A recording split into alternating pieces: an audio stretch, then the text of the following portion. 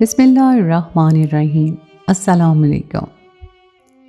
ایک رئیس کی شادی بہت ہی حسین اور کم عمر لڑکی سے ہو گئی، لیکن رئیس اتنا کمزور ہو گیا کہ اب اس سے چلا بھی نہیں جا رہا تھا۔ رئیس کے نوکر نے ایک بزرگ کو اپنے رئیس کی حالت بتائی تو اس بزرگ نے رئیس کے نوکر کو رات کو دیکھنے کو کہا۔ رات کو جب رئیس کی بیوی کمرے میں گئی تو اس کا نوکر روشن دان سے دیکھنے لگا۔ بیوی جیسے ہی رئیس کے پاس گئی، نوکر کی تو چیخیں نکل گئیں، کیونکہ اپنے مالک کی گرتی ہوئی حالت دیکھ کر میں بہت ہی پریشان تھا۔ نہ جانے اچانک ہی میرے صحت مند اور ہٹے کٹے مالک کو کیا ہو گیا تھا کہ ان کے لیے چلنا بھی دوبھر ہو گیا تھا۔ صبح جب وہ اپنے کمرے سے نکلتے تو ایسا لگتا جیسے ساری رات بہت سی محنت کی ہو اور سوئے بھی نہ ہوں۔ میں نے کئی دفعہ مالک سے پوچھا بھی کہ انہیں کوئی تکلیف یا پریشانی ہے، کیونکہ وہ اپنی ہر بات مجھ سے آسانی سے بانٹ لیا کرتے تھے، لیکن اب وہ ہر بار کہتے کہ نہیں، کوئی مسئلہ نہیں ہے۔ لیکن کوئی نہ کوئی بات تو ضرور تھی جو ان کی حالت ہر صبح ہی خراب نظر آتی۔ میں مالک کے ساتھ اس وقت سے تھا جب سے میں نے ہوش سنبھالا تھا۔ میرے ابا مالک کے ابا کے ملازم تھے اور میں بھی انہی کے ساتھ گاؤں سے شہر چلا آیا تھا اور یہیں رہنے لگا تھا۔ میرے مالک مظفر شاہ اپنے ابا کے اکلوتے بیٹے تھے اور میرے شہر آنے سے انہیں ایک دوست مل گیا تھا۔ میں مالک کے ساتھ بالکل دوستوں کی طرح رہتا۔ وہ اپنے کھلونے سے لے کر کتابوں تک ہر چیز میرے ساتھ بانٹتے اور ہم ہر وقت ایک ساتھ رہتے۔ میں نے اپنے اور مالک کے درمیان کبھی مالک اور ملازم والا رشتہ محسوس ہی نہیں کیا تھا۔ ہم دونوں کے درمیان اس قدر گہری دوستی تھی کہ ہم بنا کہے ایک دوسرے کی ہر بات جان لیا کرتے تھے۔ جیسے جیسے وقت گزرتا گیا، ہم دونوں ایک ساتھ ہی جوان ہوتے چلے گئے اور میں اپنے مالک کا سب سے زیادہ وفادار ملازم بن گیا۔ میرا مالک بہت ہی رئیس آدمی تھا، لیکن اس سے کہیں زیادہ دل کا وہ بہت اچھا انسان تھا۔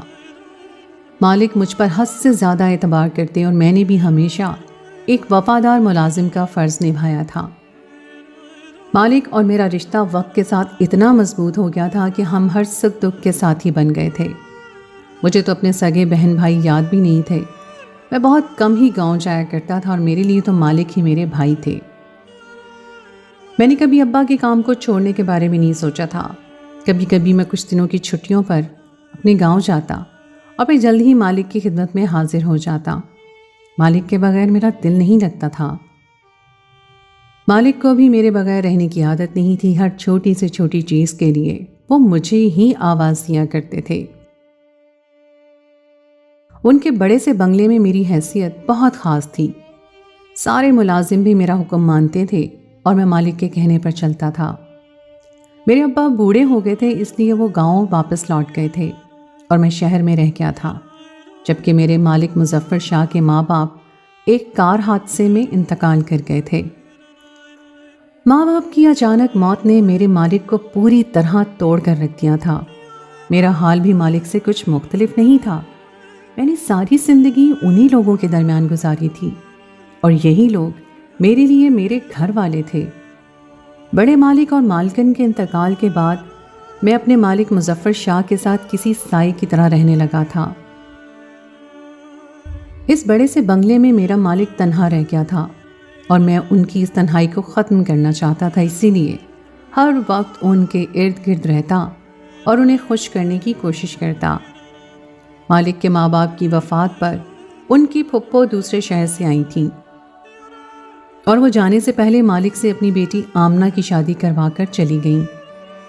آمنہ مالکن اور مظفر صاحب کا رشتہ بڑے مالک اور مالکن نے اپنی زندگی میں طے کر دیا تھا، لیکن وقت نے انہیں اتنی فرصت ہی نہیں دی تھی کہ وہ اپنے بیٹے کے سر پر صحرا سجا ہوا دیکھ پاتے۔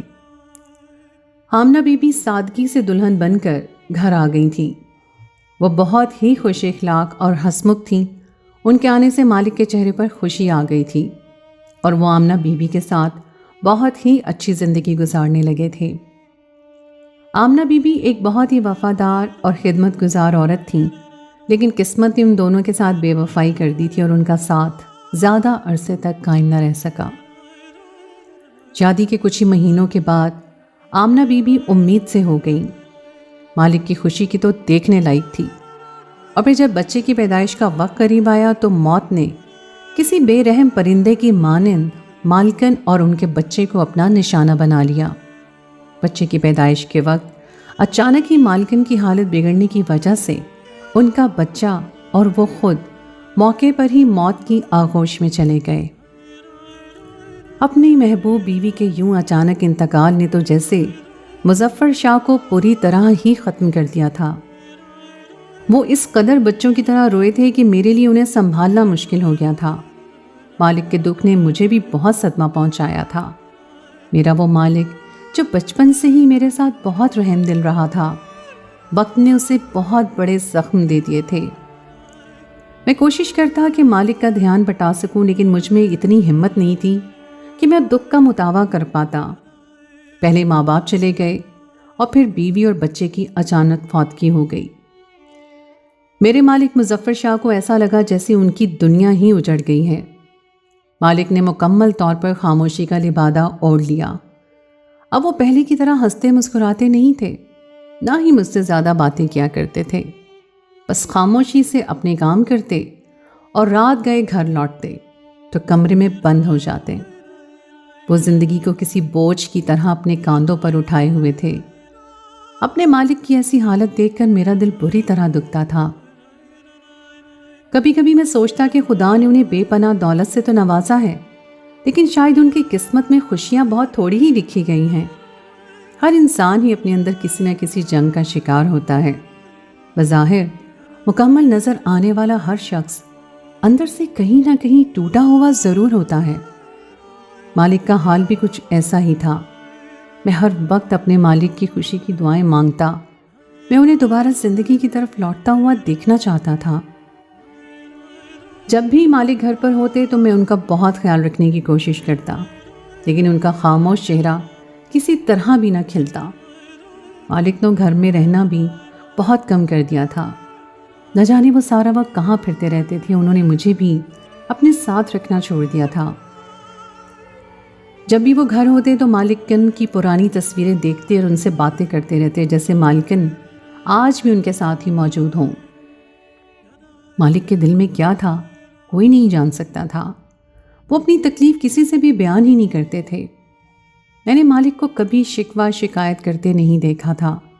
وہ ہر حال میں صبر کرتے تھے، اور جس قدر تنہائی کی اذیت وہ جھیل رہے تھے، وہ اذیت انسان کو ذہنی طور پر ختم کر کے رکھ دیتی ہے۔ مجھے ڈر تھا کہ کہیں میرے مالک ڈپریشن کا شکار نہ ہو جائیں۔ وہ نیند کی گولیاں استعمال کرنے لگے تھے، اس کے بغیر تو انہیں نیند ہی نہیں آتی تھی۔ لیکن ایک دن میری انتہا نہ رہی حیرت کی جب اچانک ہی مالک ایک کم عمر اور خوبصورت لڑکی کا ہاتھ پکڑ کر گھر میں داخل ہوئے اور مجھے آواز دے کر کہنے لگے، کریم دین دیکھو، میں تمہارے لیے مالکن لے آیا ہوں۔ تم چاہتے تھے نا کہ میں دوبارہ سے اپنی زندگی شروع کروں، اسی لیے میں نے شادی کر لی ہے۔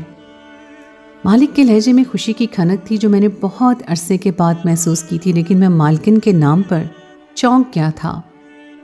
حیرت سے میں نے مالک کے ساتھ کھڑی لڑکی کو دیکھا تھا۔ یہ چہرہ میرے لیے بالکل نیا تھا۔ وہ کم عمر خوبصورت سی لڑکی مالک سے عمر میں بہت ہی زیادہ چھوٹی تھی اور خاموشی سے مالک کا ہاتھ پکڑے کھڑی تھی۔ میں نے فوراً ہی نئی مالکن کو سلام کیا۔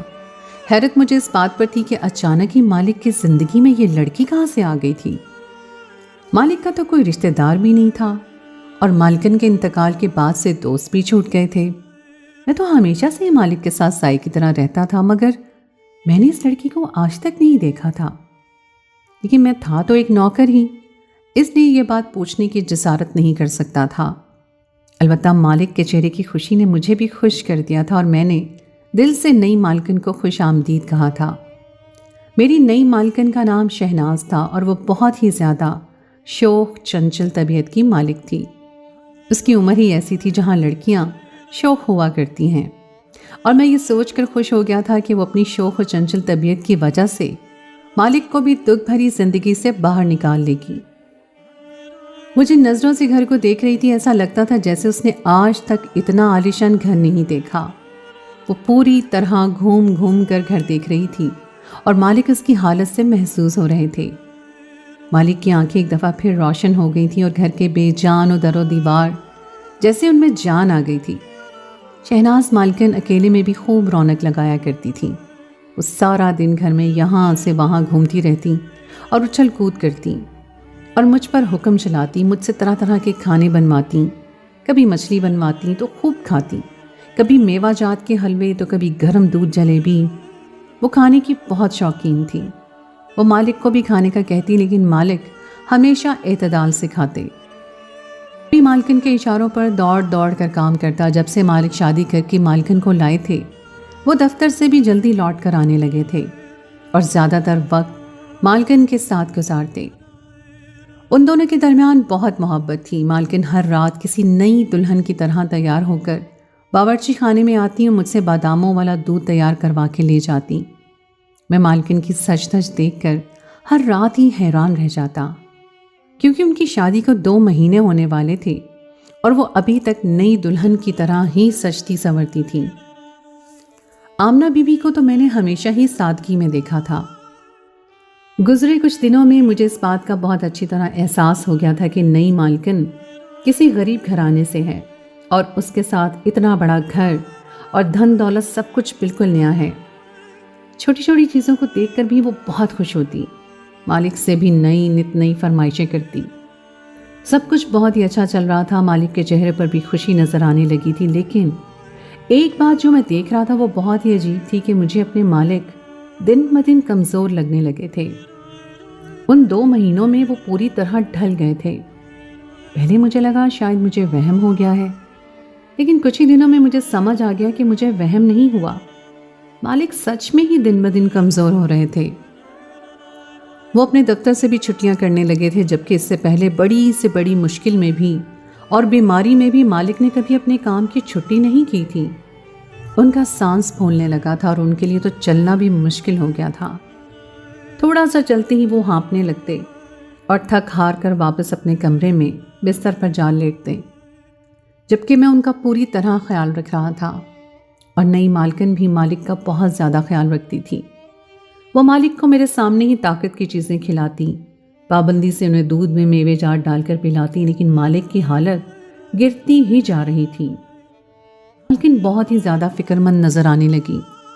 مجھے بھی مالک کی بہت زیادہ فکر ہونے لگی تھی۔ میرے مالک کے ساتھ ایک دل کا رشتہ تھا اور میں مالک کو ہمیشہ خوش دیکھنا چاہتا تھا۔ بہت عرصے کے بعد تو مالک کی زندگی میں خوشیاں لوٹ کر آئی تھیں، لیکن نہ جانے انہیں کیا ہو گیا تھا۔ ایسا لگتا تھا جیسے کسی کی نظر ان کی خوشیوں کو کھا گئی ہے۔ مالکن نے کئی دفعہ مالک کو ڈاکٹر کے پاس چلنے کو کہا، لیکن مالک نے یہ کہہ کر انکار کر دیا کہ وہ ابھی جوان اور تندرست ہیں، انہیں کسی ڈاکٹر کی ضرورت نہیں۔ مالکن کے لاکھ اصرار پر بھی مالک راضی نہ ہوئے۔ ان کے فیصلوں کو کوئی بدل نہیں سکتا تھا، اس لیے مالکن بھی ان کے آگے چپ ہو گئی۔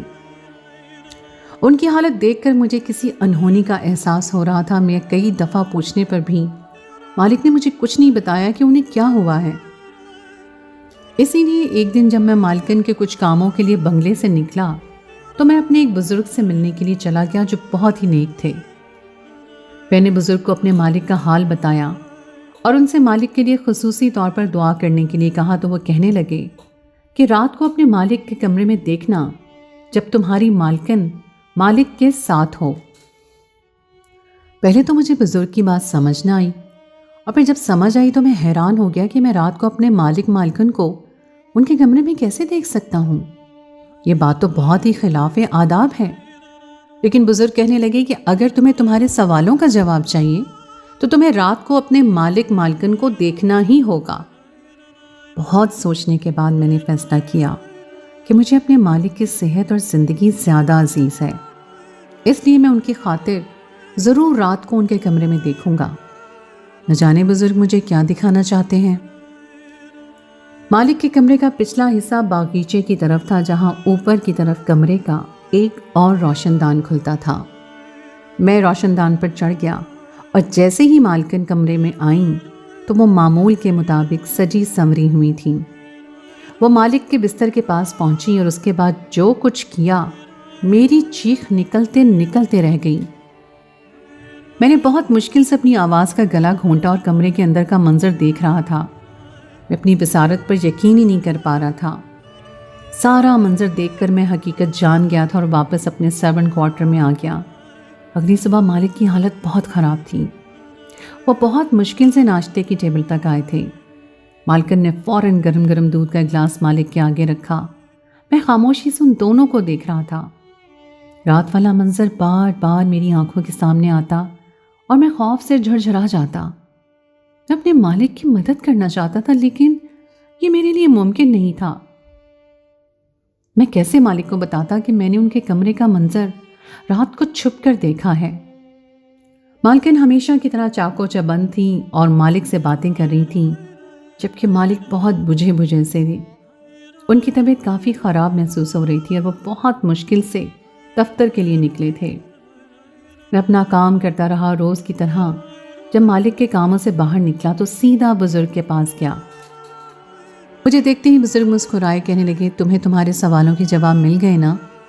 मैंने सर झुकाकर हाँ में जवाब दिया तो वो कहने लगे कि तुम्हारी बातों से मुझे अंदाज़ा हो गया था कि तुम्हारे मालिक के साथ क्या मसला है, लेकिन मैं चाहता था कि तुम अपनी आंखों से देख लो। मैंने बुजुर्ग से कहा कि आप ही मेरी मदद कीजिए और मुझे बताइए कि मैं अपने मालिक की मदद किस तरह कर सकता हूँ। वो कहने लगे कि बस एक रात अपने मालिक की जगह मुझे कमरे में बिठा दो, उसके बाद सब कुछ ठीक हो जाएगा। ये सुनकर मैं परेशान हो गया कि ये कैसे मुमकिन है कि मैं मालिक की जगह बुजुर्ग को उनके कमरे में पहुंचा दूं। मालिक को मुझ पर सबसे ज़्यादा एतबार है और जब उन्हें इस बात का पता चलेगा तो मैं उन्हें क्या जवाब दूंगा। लेकिन मैं अपने मालिक को इस मुश्किल से निजात दिलाना चाहता था, इसीलिए रात मैंने मालिक को पहले ही नींद की दवा दे दी और इससे पहले कि मालकिन उनके लिए बादाम वाला दूध देकर कमरे में जाती, मैंने बुजुर्ग को पिछले रास्ते से मालिक के कमरे में पहुंचा दिया और मालिक को अपने सर्वेंट क्वार्टर में ले आया। मेरा दिल पूरी तरह धड़क रहा था। मैं अच्छाई की नीयत से ये सब कुछ कर रहा था, लेकिन मैं ये नहीं जानता था कि मालिक मेरे इस अमल पर किस तरह का रद्द अमल करेंगे। मेरे दिल में ये खौफ भी मौजूद था कि कहीं मालिक मुझे गलत ना समझ बैठें। मालिक बहुत ही गहरी नींद में थे। मैंने उन्हें अपने क्वार्टर में छोड़ दिया और दरवाज़ा बाहर से बंद करके वापस रोशनदान की तरफ चला आया। मैं देखना चाहता था कि बुजुर्ग किस तरह मेरे मालिक को इस मुश्किल से आज़ादी दिलवाएंगे। जैसे ही मालकिन कमरे में दाखिल हुई तो वो मालिक की जगह बुजुर्ग को कमरे में देखकर हैरान रह गईं और गुस्से से पूछने लगी कि आप कौन हैं और यहाँ क्या कर रहे हैं। बुजुर्ग ने कहा कि मैं खुदा के एक बंदे को मुसीबत से निकालने के लिए यहाँ आया हूँ, क्योंकि तूने उसे एक अज़ियत भरी ज़िंदगी में डाल दिया है। तू जानती है जो कुछ तू कर रही है वो फितरत के ख़िलाफ़ है और इसी वजह से तेरा शौहर बहुत ही मुश्किल में है, लेकिन तुझे फिर भी उसकी हालत पर रहम नहीं आता और वो तेरी खातिर सब कुछ खामोशी से बर्दाश्त कर रहा है। मालकिन गुस्से से कहने लगी कि ये मेरा और मेरे शौहर का ज़ाती मामला है। वो मुझे मुतमईन करने में हमेशा ही नाकाम रहता है, इसलिए मजबूरन मुझे उसके साथ ज़बरदस्ती करनी पड़ती है। शादी की पहली रात से लेकर आज तक कभी मेरी ख्वाहिशात पूरी नहीं हो सकी।